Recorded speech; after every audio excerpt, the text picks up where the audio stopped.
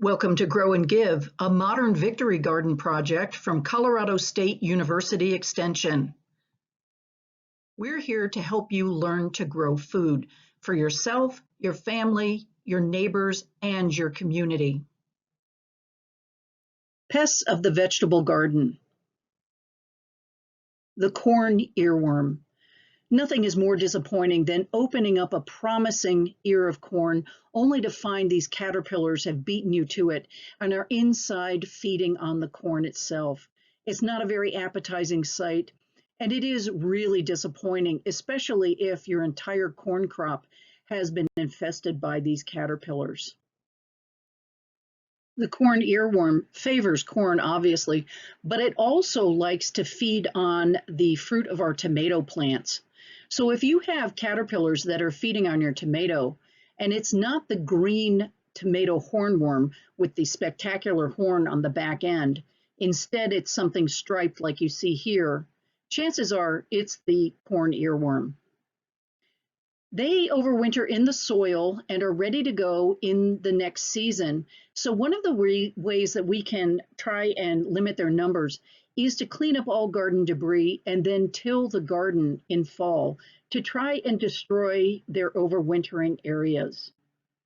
But be aware that the following season, they can have several generations per year. So it will be a persistent pest on our gardens throughout the season. The adult female corn earworm is a really productive mother. She can lay between 500 and 3,000 eggs in her lifetime.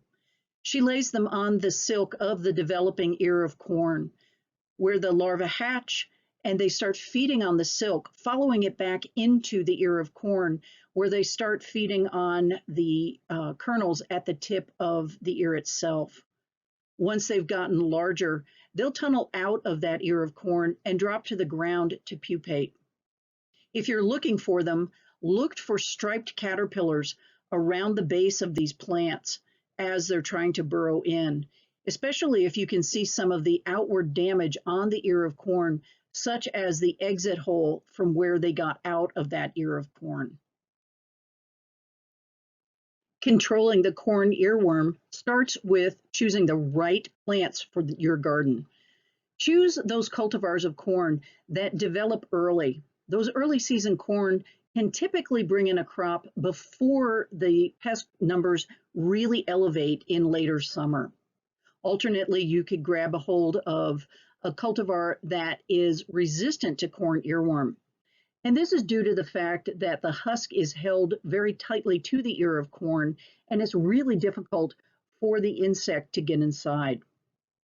Before you get too despondent over hearing that the females can lay up to 3,000 eggs, you're not going to see 3,000 caterpillars out in your backyard corn patch.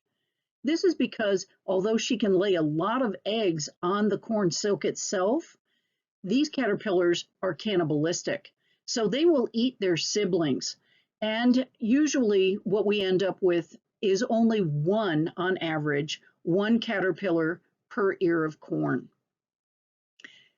Another way to control the damage that is done by the insects that have entered the ear of corn is to apply a mineral oil or a Bacillus thuringiensis to the silk of the corn ear itself. But timing is everything. The silk has a purpose.